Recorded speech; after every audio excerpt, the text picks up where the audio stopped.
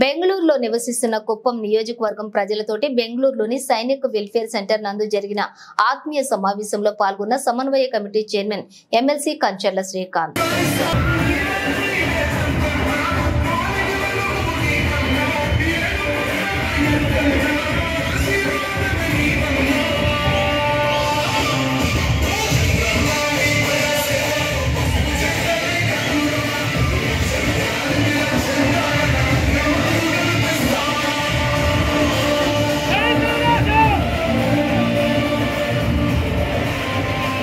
చేసేసరికి తెలుగుదేశం పార్టీ వాళ్ళ నామినేషన్ ర్యాలీకి 35,000 మంది వచ్చి చుట్టూ కుప్పం టౌన్ మొత్తం రౌండప్ చేసేసరికి కన్ఫ్యూజన్ లో ఎవరినో కొట్టాల్సింది పాపం ఆయన్నే కొట్టుకుంటున్నాడు, లేకపోతే వాళ్ళు వైసీపీ వాళ్ళని కొట్టేటటువంటి పరిస్థితికి వచ్చాడు భరత్.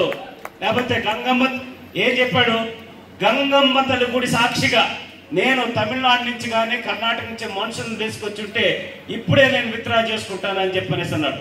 మన తెలుగు యువత ఐటీడీపీ పిల్లలు అప్పుడే పెట్టారు బస్సులు, తమిళనాడు నుంచి వస్తున్న బస్సులు, వీడియోలు, కార్లు, వీడియోలన్నీ పెట్టి ఏం భరత్ గారు ఎప్పుడు విత్డ్రా చేసుకుంటున్నారంటే ఇంతవరకు వెనక్కి రాలేదు. ఫ్రస్ట్రేషన్ లో మాట్లాడుతున్నాడు. కుప్పం ప్రజలు ఎర్రి ఎదవలా ఏదో అన్నాడు. ఎర్రి ఎదవలో ఇప్పుడు 35 ఏళ్ళ నుంచి ఊడిగం చేస్తున్నారు, మీరు ఇప్పటికన్నా మారండి అది ఇది అని చెప్పనేసి.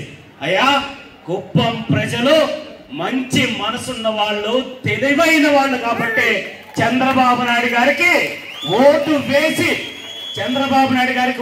వేసి అఖండ మెజారిటీతో గెలిపిస్తున్నారు. నువ్వు కుప్పం వాడు కాదు కాబట్టి, నువ్వు ఎక్కడో హైదరాబాద్ నుంచి తెలంగాణ నుంచి వచ్చా కాబట్టి నీకు తెలివి లేక మా కుప్పం ప్రజల్ని నీ నోటికి వచ్చినట్టు మాట్లాడుతున్నావు.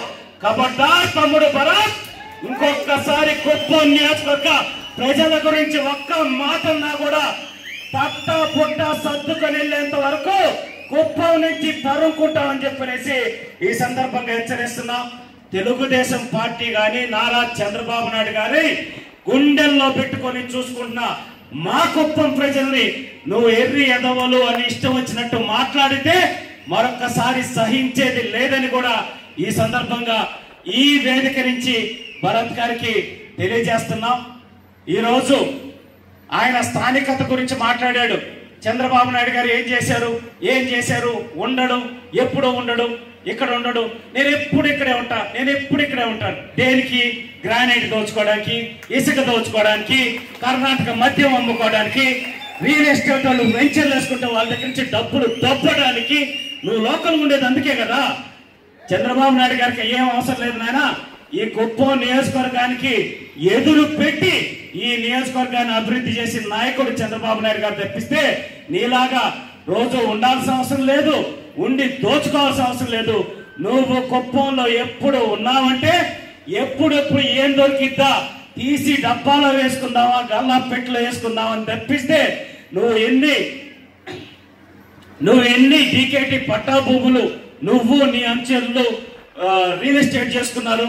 ఎవరైనా రియల్ ఎస్టేట్ చేసుకుంటే వాళ్ళ దగ్గర నుంచి అక్రమంగా ఎంత లాక్కున్నారు మొత్తం సమాచారం మా దగ్గర ఉంది. రేపు ఎన్నికలు అయిపోయిన తర్వాత చంద్రబాబు నాయుడు గారు ముఖ్యమంత్రిగా అయిన తర్వాత సిబిసిఐడి ఎంక్వైరీ చేసి మిమ్మల్ని ఒక్కొక్కరిని ఏ విధంగా జైల్లో పెట్టించాలో దానికి అన్ని ప్రణాళికలు చంద్రబాబు నాయుడు గారు సిద్ధం చేస్తున్నారు. చంద్రబాబు నాయుడు గారు మంచితనమే చూశారు. చంద్రబాబు నాయుడు గారు భోళా శంకరుడు. సార్ అని ఒక నమస్కారం పెట్టి తప్పు అయిపోయిందంటే క్షమిస్తాడు. సార్ ఒక నమస్కారం పెట్టి ఒక్క పని చేసి పెట్టిందంటే పని చేసి పెడతాడు. మరి అదే శంకరుడు 3వ కన్ను